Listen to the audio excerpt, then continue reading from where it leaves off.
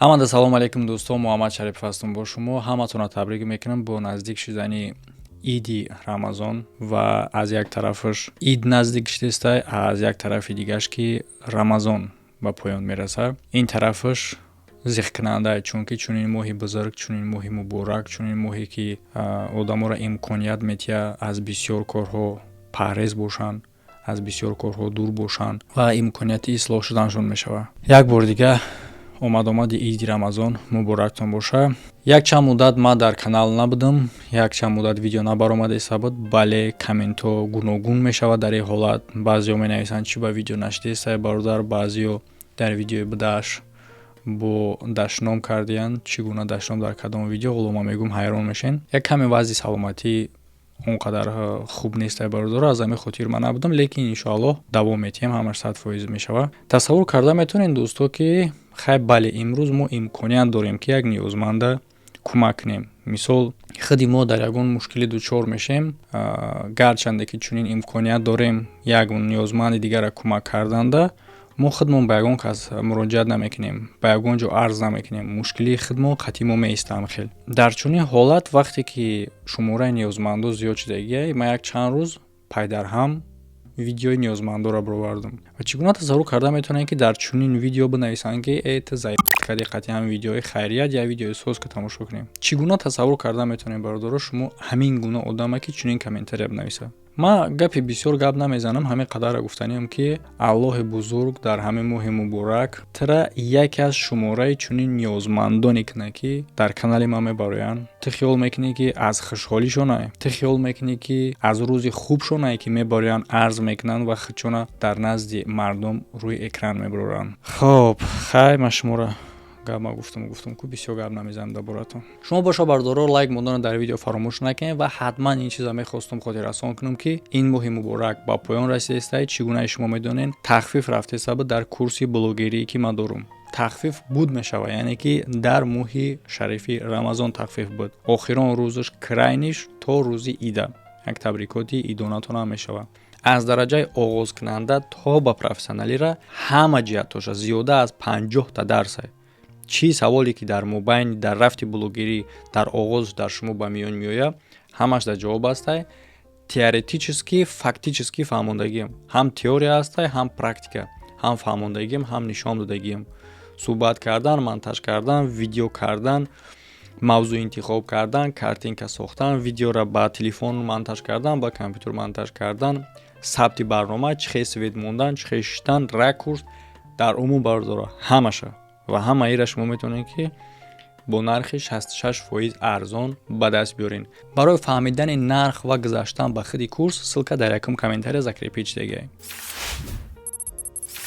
Ва тамошо мекунем дӯсто, имрӯз як новостира дар бораи муҳоҷират. Ман натонистам ира нагзарам, дар бораш гап назанам, чунки ҳамеша чунин корҳо мекунанд, ҳамеша чунин мушкилиҳо, чунин маҳдудиятҳо, яъне ки роҳҳое мекунанд ки барои муҳоҷир як мушкилӣ биёра ва ин яке аз чунин роҳҳое.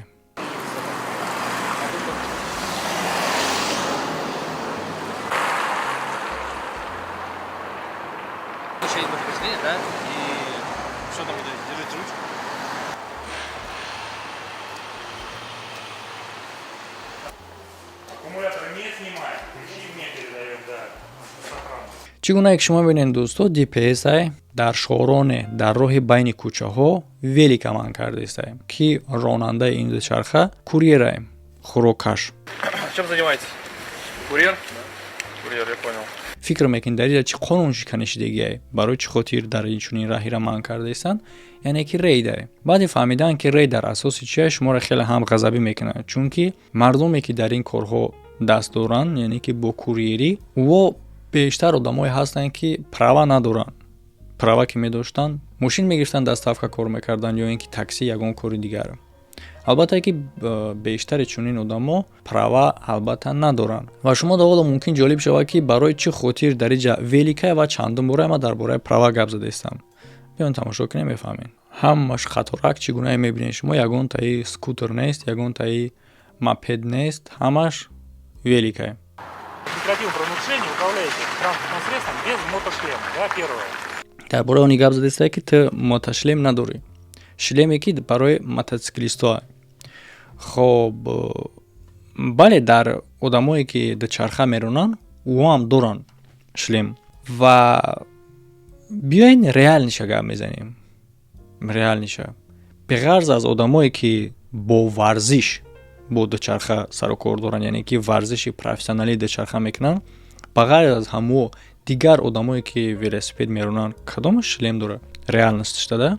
ҳатто дар Британия, яъне мисол дар ҷои мо ёе ки бисёр дастафчикое ҳастанд ки блогерӣ мекунанд дар ҳамин корҳои худшон, чи дар Америка, чи дар куҷое ки боша. бибинед шумо ҳамора чӣ гуна мераванд, чӣ гуна кор мекунанд. хоб дар инҷа придиратсия кардаест дар бораи шлем, набудани шлем. Транспортным средством без мотошлема, да, первое. Так, не водительские ваши. Имеются водительские, получали как? яъне ки фаҳмиден дар бораи права пурсидест ки ту права дорӣ дар ҳамаи велик. права дар велик? бале гап дар бораи оне ҳастае ки велики оддӣ нест, яъне ки электровеликае, аккумулятор дора. ба чӣ шумо савол метиҳед? Аккумулятор дор велико ҳозу ҳоло дар велик ҳам аккумулятор дора, велики детскиё ҳам аккумулятор дора, скутеро самокат, яъне ки велик чӣ доранд? Аккумулятор доранд барои кӯдако. Таҷи ягон ҷои удивительнагиш нест. Чӣ гуна категория дар кора дар чунин великоло шумо савол метиҳед? ҷолибиш бо дар инҷа сар мешавозӣ. Постановлением правительства это является транспортным средством. У вас должна быть соответствующая категория М на данное транспортное средство. И категория барои скутера, барои мопед, на ин ки барои велик. Ва велика намешавад ки скутер бугӯй. Агар ки шумо аҳамият додагӣ бошед, дар худи ҳамин категория ҳам нишон дода шудагия. Ина ма дорум как раз дар категория ма ABI мотоцикл мошини майда ABI ма. Лекин категорияи гуфтест и категория барои аз мотоцикл поёнтар, яъне ки мотоциклое ки мощностшон камтара, мопед ё ин ки скутер, на ин ки велик.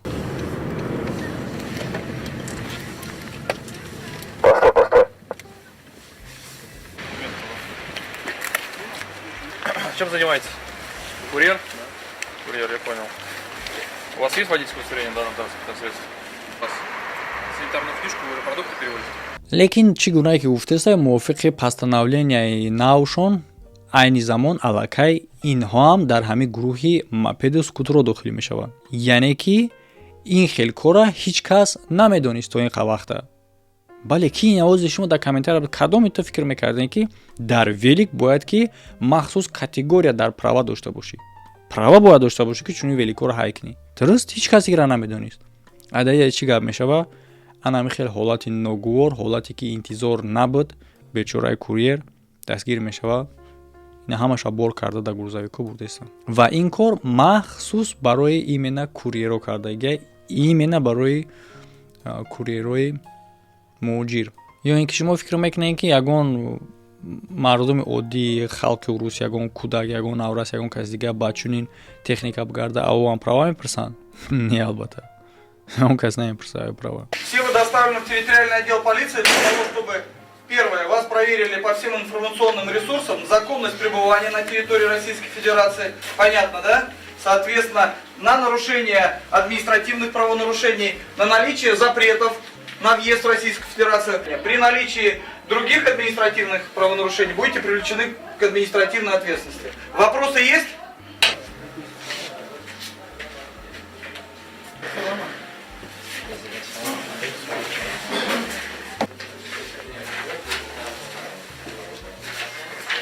инем хегап хабаро бардоро хеле ҳам хабарои бадай, хеле ҳам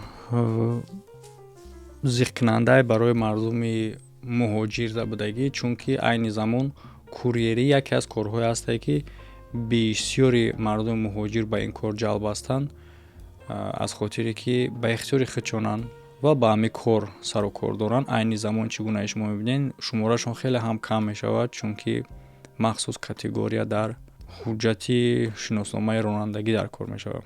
ва чун ҳамешагӣ бардоро фикри ахтаихтон дар комментария бинависед, лайк мондана фаромӯш накунед. ҳамчун фаромӯш накунед имконияти хеле ҳам беҳтарина дар бораи курси блогингӣ. ин курс на танҳо барои ютуб ай дӯсто, чи ютуб даен, тикток даен, инстаграм даен, ино махсус платформаҳо ҳастанд ки номошон дигар, лекин коршон структураи коршон дар ҳамаш якае ва ҳамчунин курьерирам шумо чӣ гуна мебинед дар дигар кишварҳои пешрафта бародарои худи тоҷики мо ҳам бо чунин корҳо ҳам сару кор доранд ва ҳамин корҳоро ҳам тариқи блог пеш бурдестанд.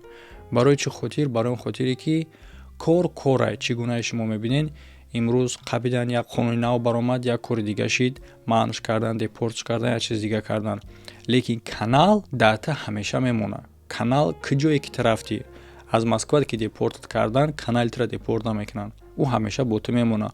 Беҳтарин инвеститсия яъне ки сармоягузорӣ, ин инвеститсия дар ақлу донишу тафаккуру фаҳмиши хитай. Чунки 10 маротиба не, 100 маротиба не, ҳатто 1000 маротиба зиёд ба худ бармегардад. Як источники дар худи ҳамешагии ту мешавад ки ҳамеша бо ту мемонад, ҳеҷ вақт тура аз уҷа депорт намекунанд. Агар ки албатта мувофиқи қонуну қоидааш кор кунӣ, бидонӣ ки чӣ гуна кор мекунӣ. Донистан чӣ гуна кор кардан маҳз курс ба шумо кӯмак мерасонад ки ссилкаш дар якум комментария закрепит шудагия ва дар рӯи экрани шумо тариқи значок була экран мебурояд. Метавонед даромада бо нарх шиносшен ва дастрасӣ ба курс дошта бошед ки ҳама чира ба шумо меомӯзем.